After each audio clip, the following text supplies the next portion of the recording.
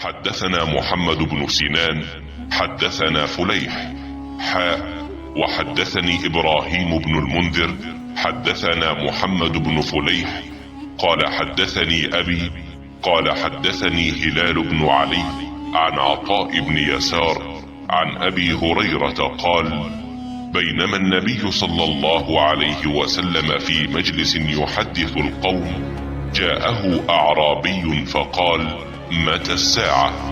فمضى رسول الله صلى الله عليه وسلم يحدث، فقال بعض القوم: سمع ما قال فكره ما قال، وقال بعضهم: بل لم يسمع، حتى إذا قضى حديثه قال: أين أراه السائل عن الساعة؟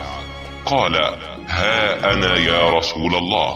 قال: فإذا ضيعت الأمانة فانتظر الساعة. قال: كيف إضاعتها؟ قال: إذا وسد الأمر إلى غير. The Prophet was saying something in a gathering.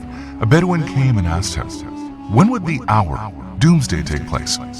Allah's apostle continued his talk, so some people said that Allah's apostle had heard the question but did not like what that Bedouin had asked. Some of them said that Allah's apostle had not heard it. When the Prophet finished his speech, he said, where is the questioner who inquired about the hour, doomsday? The Bedouin said, I am here, O Allah's apostle. Then the Prophet said, when honesty is lost, then wait for the hour, doomsday. The Bedouin said, how will that be lost? The Prophet said, when the power or authority comes in the hands of unfit persons, then wait for the hour.